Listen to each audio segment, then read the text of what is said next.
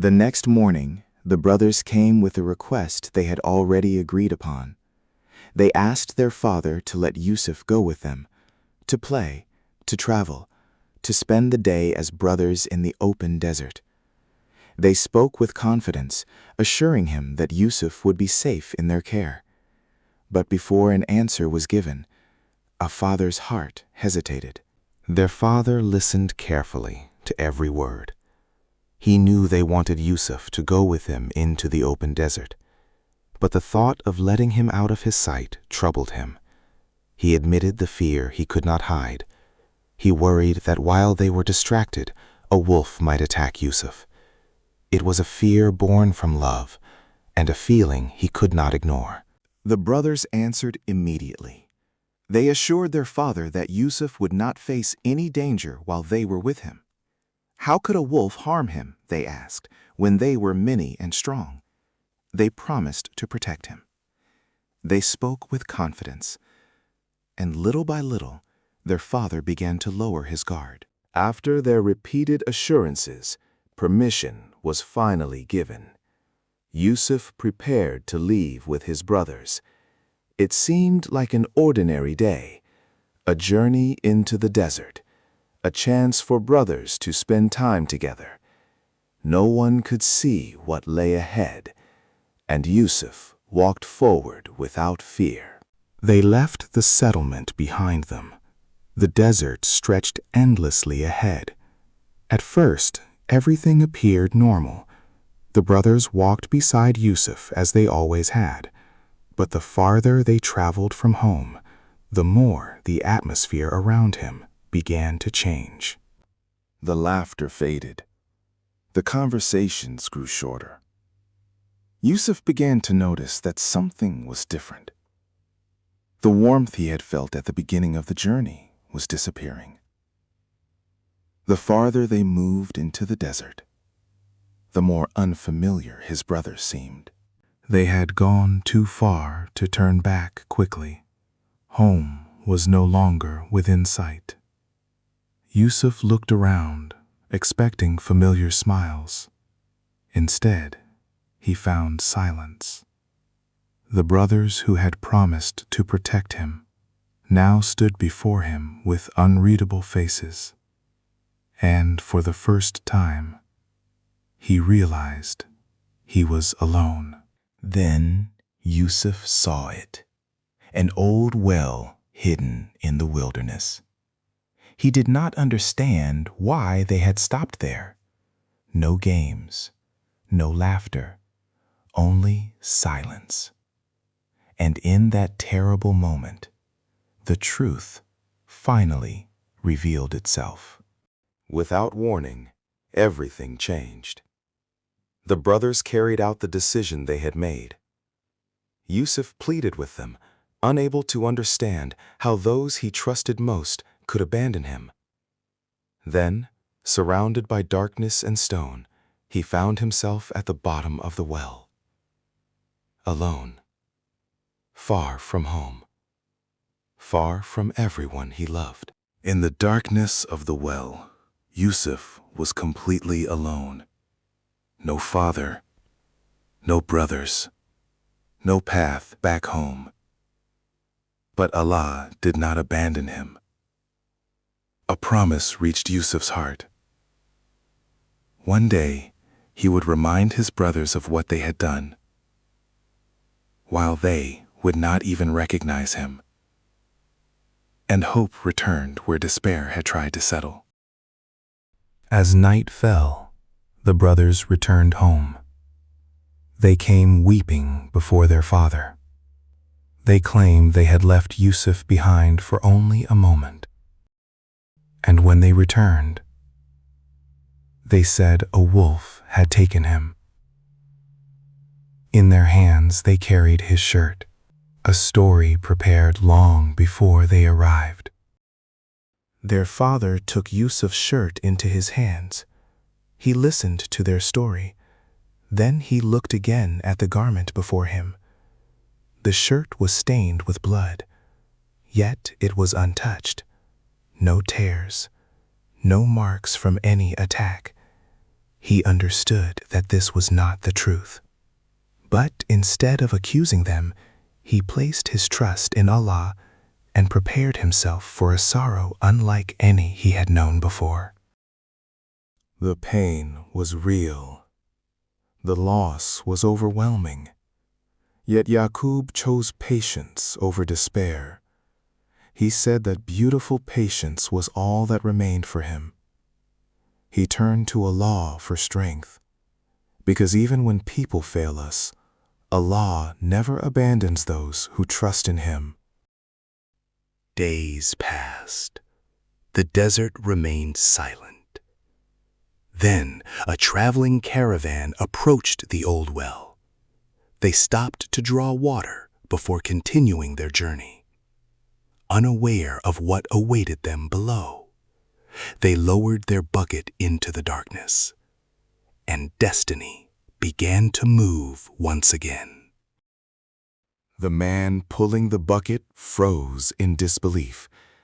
This was no ordinary discovery. A young boy emerged from the depths of the well, exhausted, alone, but alive. The caravan saw opportunity. They had found something valuable, and Yusuf's journey was about to lead him far beyond the land he once called home. The caravan decided to keep their discovery a secret. They treated Yusuf as merchandise rather than a lost child. Without knowing where he was being taken, Yusuf continued the journey. The desert behind him grew more distant with every step, and ahead of him waited a land he had never seen before: Egypt. After a long journey, they arrived in Egypt. It was unlike anything Yusuf had ever known. Crowded streets, towering buildings, voices from every direction. He had lost his home and entered a completely different world.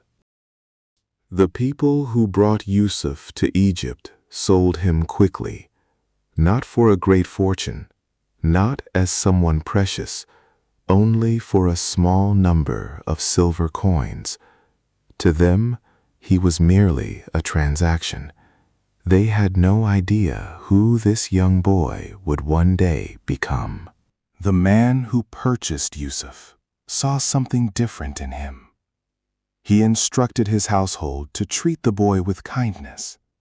Perhaps, he said, Yusuf would be of benefit to them. Perhaps they might even adopt him as a son. What seemed like another hardship was becoming the beginning of Allah's plan. Years passed. The frightened boy from the well grew into a young man. Allah granted him wisdom, understanding, and noble character. Though he had been betrayed, sold, and separated from his family, he remained steadfast, and the greatest trials of his life were still ahead. Yusuf had grown into a young man known for his dignity and character. But inside the house where he had been raised, a new trial awaited him. The wife of Al-Aziz tried to tempt him. The doors were closed. The escape routes disappeared. Yet Yusuf knew that no hidden place is hidden from Allah, and he refused to betray the trust placed upon him. Yusuf chose to flee rather than surrender to temptation. He rushed toward the door. In the struggle that followed, his shirt was torn from behind. At that very moment, the unexpected happened. The door opened, and standing before them was Al-Aziz himself. Accusations filled the room, but the truth left its own evidence. A witness proposed a simple test.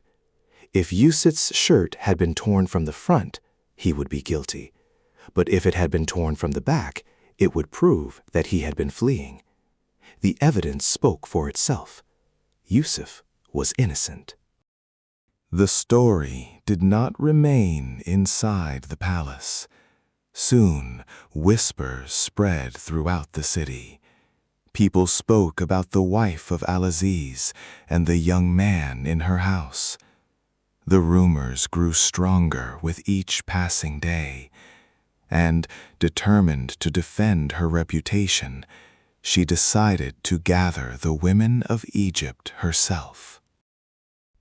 The invitations were sent. The women of the city gathered inside the palace. They took their seats and were given fruit to prepare. None of them understood why they had truly been invited, but they were about to witness something that would leave them speechless.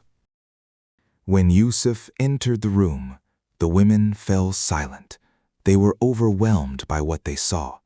In their astonishment, they lost awareness of their own hands and cut themselves without realizing it. "This is no ordinary man," they exclaimed. "He appears like a noble angel." The rumors they had mocked suddenly became easier to understand. The pressure around Yusuf increased. He understood the danger before him. Rather than betray Allah, he made a choice few would understand. He prayed, "My Lord, prison is more beloved to me than what they invite me to." And Allah answered the prayer of His faithful servant. Despite his innocence, Yusuf was sent to prison. Once again, his freedom was taken from him. But prison did not diminish his faith. He remained patient. The same boy who survived the well now faced another trial. And even here, Allah's plan continued to unfold. In prison, Yusuf earned the respect of those around him. 2 prisoners came to him with troubling dreams. Each sought an explanation. Before interpreting them, Yusuf reminded them that all knowledge belongs to Allah. Then he prepared to reveal what their futures held. Yusuf interpreted both dreams exactly as Allah had taught him. One prisoner would regain his position. The other would not survive. Before the man departed, Yusuf asked him to mention his case to the king. But once freedom returned to him, the man forgot. And Yusuf remained in prison for years more, waiting for the next chapter of Allah's plan. And that was only the beginning of Yusuf's journey, from the darkness of prison to a destiny no one could have imagined. The greatest twists in this story are still ahead. Will Yusuf finally regain his freedom? Will the truth be revealed? And what will happen when he stands face to face with the very brothers who betrayed him? Stay tuned for part 3, because the story of Yusuf is far from over. If this video touched your heart, share it with someone who needs to hear it.